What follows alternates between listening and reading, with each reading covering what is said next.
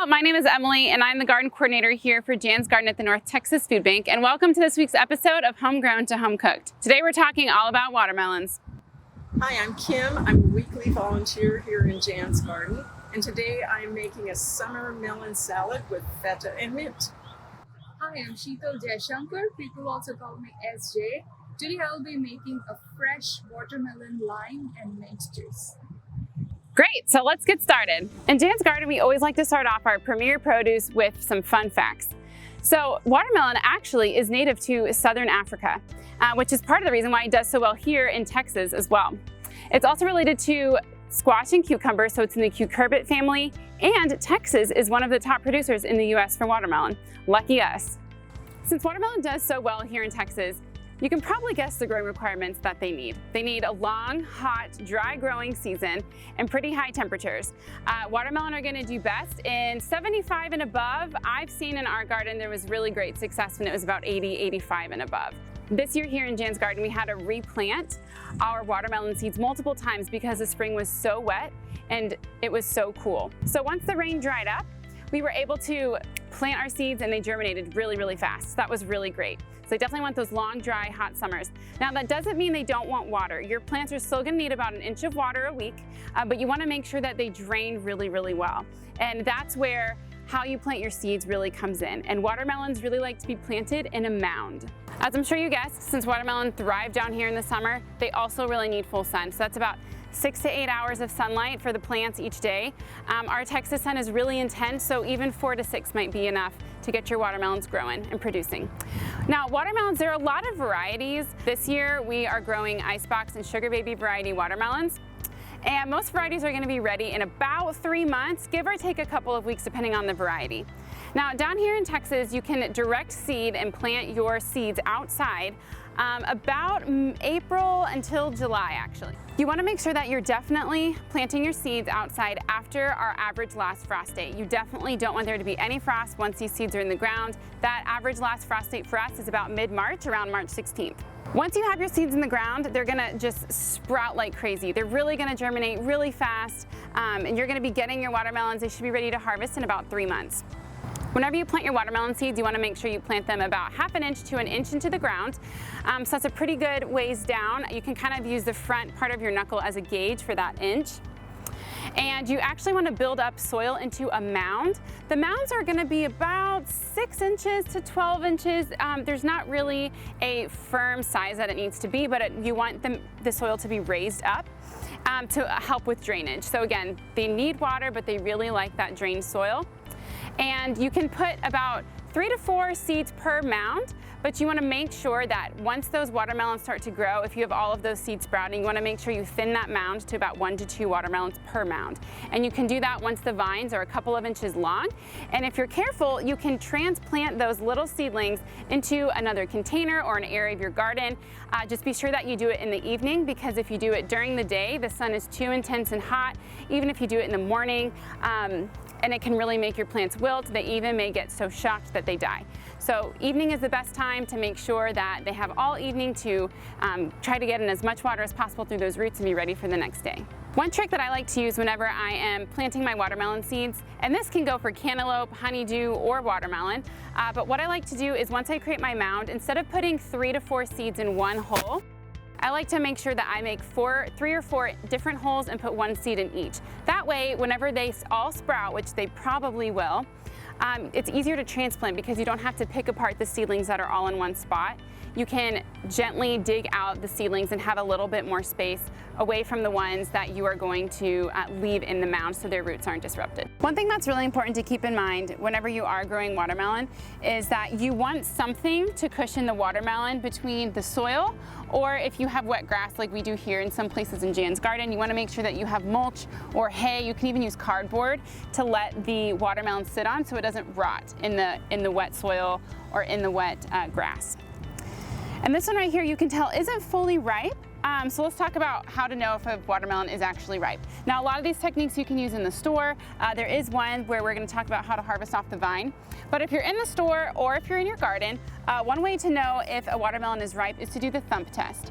So you can easily thump your watermelon. You want it to be a dull sound and you want it to sound hollow. The other test you can do is by weight. So if you're in the grocery store, or even here in your garden, if you lift it up, you want it to be heavy for its size. If you're in your garden and you're wondering, well, I don't know if this is quite ready yet, it's been about 3 months, there's a couple things you want to look for. The first one is this vine right here. So this little stem that's connecting the melon to the main vine, you want this to be brown and starting to dry out and die, because that means that the watermelon's just about ready. One thing that you can do is the crook finger test. And this right here, you want to really pay attention to this vine right here, or the stem. This stem is connecting the fruit to this huge vine right here, the main vine. And if this is green, your watermelon's not quite ready to be harvested yet. But if this is turning brown and it's starting to die and dry out, then it's probably about ready to harvest. Now, the reason I call it the crook finger test is because you're going to take your finger and you're going to wrap it around the stem and you're going to lift it up. This is a very heavy watermelon for its size right now, but it's not even close to coming off the stem. Now, if it was almost ripe, then again, this would be a different color, and if I did that test, it would probably fall right off. In one of our recipes today, it calls for basil. Now, there are a lot of different types of basil that you can use if you like to use it. Today we're going to be using Thai basil. So you can see over here we have a huge bed of Thai basil. It has beautiful purple stalks with some purple and white flowers. It's prolific. It does really, really well down here.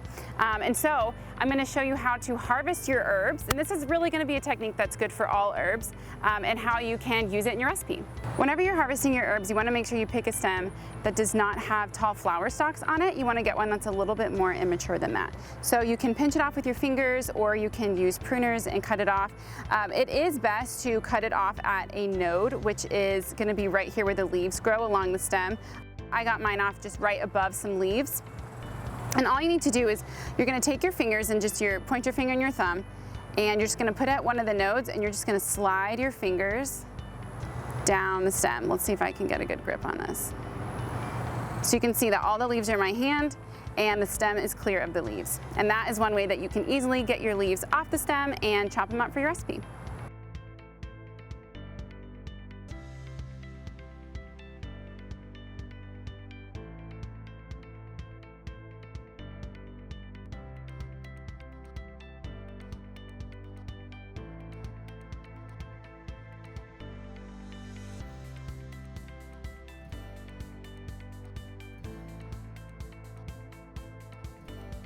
Thank you, Emily, for those great facts about watermelon.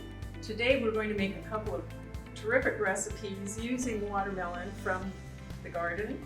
And I'm going to make a summer melon salad with feta and mint. And I'm going to make a fresh watermelon juice with lime and mint. First, I'll show you how we cut this watermelon because it can be a little bit challenging. Alright, so Emily did tell us how we can pick a good watermelon. So basically, if you can see, it has like an underbelly, and if you see a bigger underbelly, it's much more well ripe and it is sweeter as well. So that's how you kind of pick a watermelon. Now we will kind of see how we can cut this up. So first we need to take a knife. The knife needs to be really sharp, but be very careful while you're cutting it so that it doesn't slip and hurt you. The first thing we'll do is kind of cut both the ends of the watermelon. So let's first do that. You can already see that the watermelon is really good because it's bright red in color. So once we cut both the ends of the watermelon, we will just go ahead and cut from the center. Different people do it by different ways, but I prefer to cut it from the center because it's easier, and it's also easier to store the other half if you're not using it.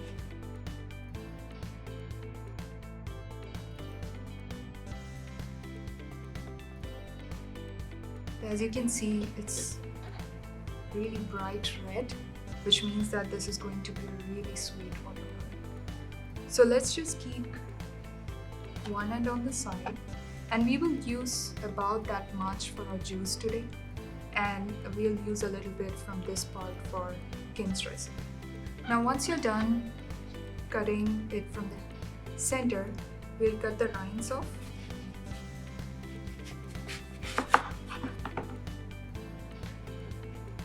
let's try our best to not cut much of the red part of it, because then we will lose some really good watermelon.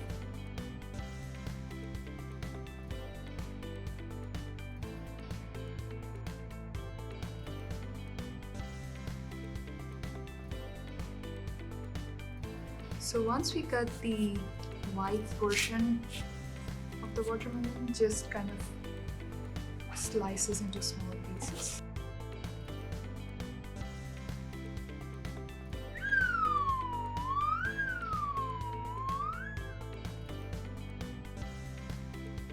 So let me cut the rest of this watermelon, and while I'm doing this, Kim will show you how to make the salad. I'm going to make a summer melon salad with mint and feta, and I'm starting out by making the vinaigrette that goes on the salad. I have a jar with a tight-fitting lid, and it already has a crushed clove of garlic in it. And to that, I'm going to add 6 tablespoons of olive oil,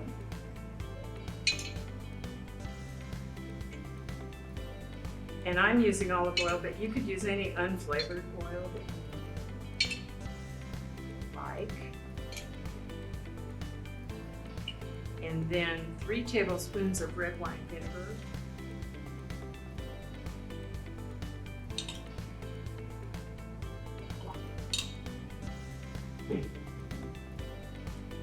And you could probably also use cider vinegar or another vinegar that you had on hand. And salt and pepper to taste. I add about a half a teaspoon of salt. The feta cheese also has salt in it, so you can do that to taste, and a little bit of pepper.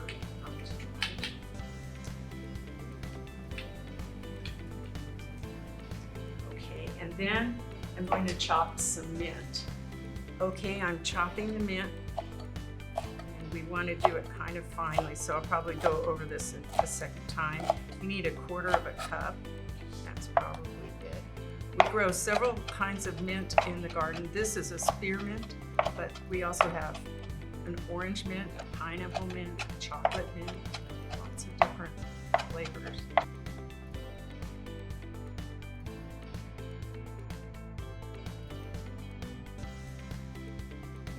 So I'm adding the mint to the vinaigrette. Now I'll put the top on and we'll give it a good shake.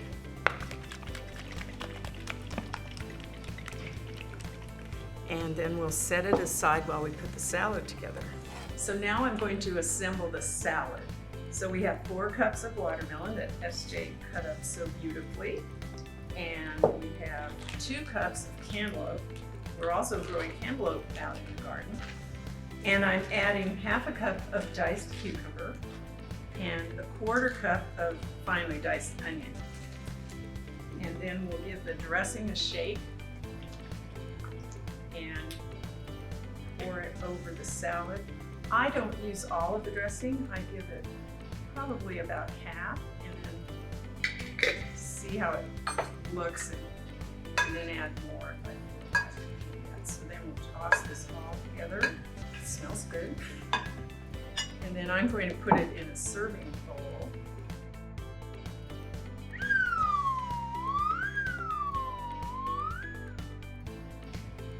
And the final step is to crumble feta cheese on top. I think I talked about feta. It's a Greek cheese and it's salty, so it adds a nice zip to the salad. So you just crumble it with your fingers, about 1/2 cup, which seems like a lot, so I probably won't put that much on it. And then I'm going to garnish it with mint sprig. And we're ready to taste.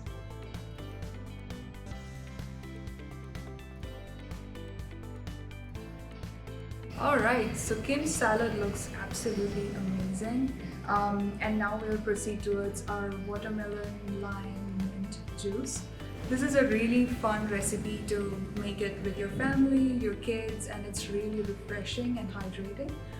So the first thing what we will do is we will we took 1/4 of the watermelon that we cut before, and we will just blend it really well using a blender. You can also use a juicer, but I think most people have blender at home. That's why I will today show it with the blender. And let me also show you some of the ingredients that we use for the recipe. So we'll now blend the watermelon.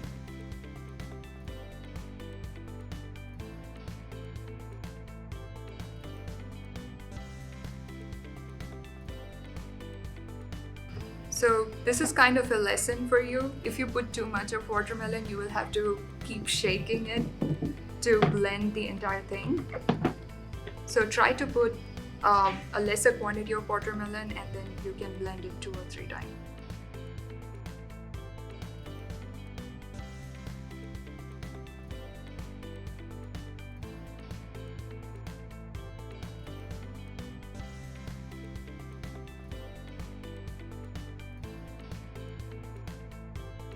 So we'll use a nut milk bag to strain the watermelon juice. These bags are usually used to make almond milks and oat milks and all. But if you do not have a nut milk bag, do not let that stop you from making this recipe. You can also use a cheesecloth, or you can also use a simple strainer for it. Now we'll use this to strain off the pulp.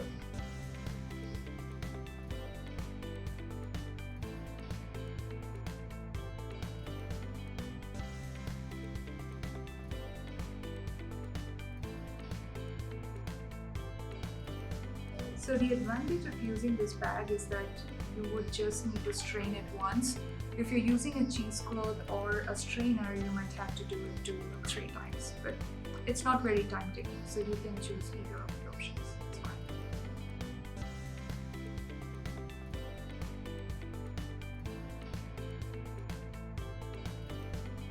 So for this recipe, we will actually use 2 limes, a little bit of mint, and some basil. So the lime, it really depends on how you want your juice to be. Some people do prefer it to be more tangy, and some people like it to be more sweet. So if you prefer it to be tangy, you can put more lime, and it also depends on how sweet your watermelon is and how sour your limes are. So just keep tasting while you're making it so that you get the right proportions. And we also use spearmint. So spearmint, this is kind of the same mint that Kim used for her salad, and it has a really refreshing taste.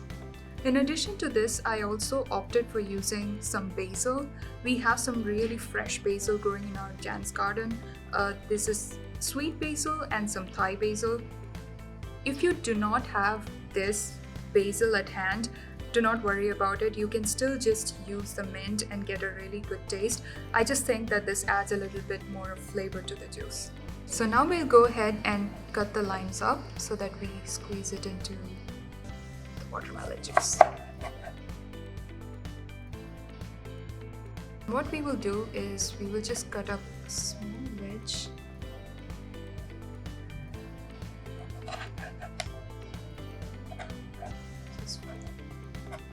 For final decorations.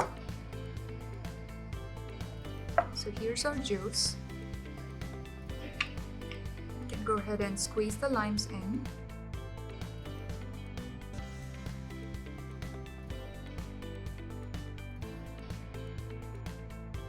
So once we squeeze the limes in, we'll go ahead and cut up the mints and the basil. There we go. Keep this aside.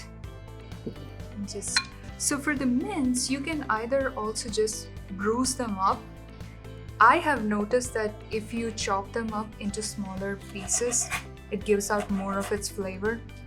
And I'm not chopping it up very accurately, it's just enough to kind of release the aroma and the flavor. We can go ahead and cut out some of the basils. The basil smells amazing.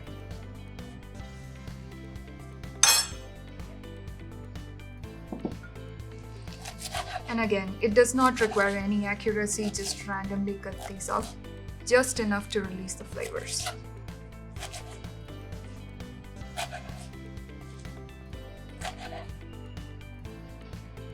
There we go. Once we do that, we bring our watermelon juice in. Just dump all of these amazing flavors into it.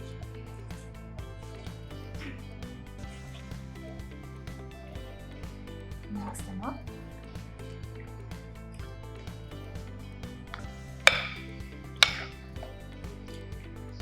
So the secret to making this recipe really good is to keep it refrigerated this way for at least 2 to 3 hours. I do not recommend adding ice to it because although it would chill the juice very well, but it would still not give you the entire flavor of the mint and basil. So if you keep this as such refrigerated for 2 to 3 hours, it will taste really good. So now we'll just go ahead and garnish this. Just put in one dish, just like that.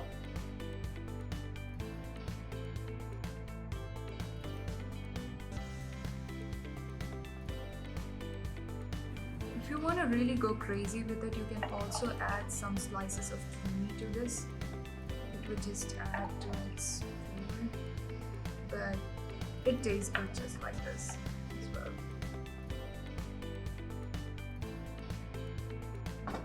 Just add some fresh mint on the side.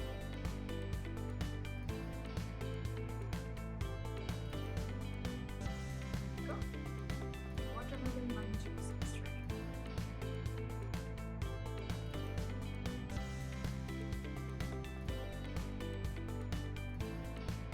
So now Emily is going to try what we made.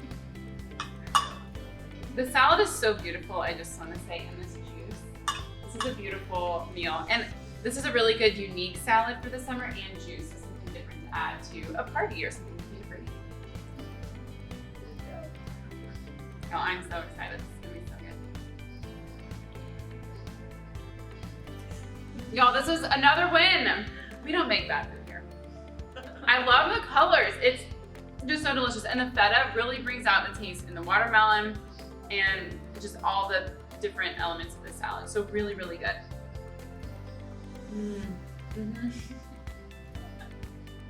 Amazing. Very, very good and very refreshing. I love that both of these recipes are watermelon recipes because you can buy a whole watermelon and then use all of it in these two different ways. Same with the mint. A lot of these have the same ingredients, which I think is really, really great for those of us who can't eat a whole watermelon at one time. Now I'm gonna try the juice. Y'all, also top notch. Amazing. The mint really adds something special. And the lime, I really taste that zing and it's delicious. Love it. Both these recipes, highly recommend. So grab your watermelons, make these delicious recipes. Everybody's gonna love it. Thank y'all for joining us and we'll see you next time.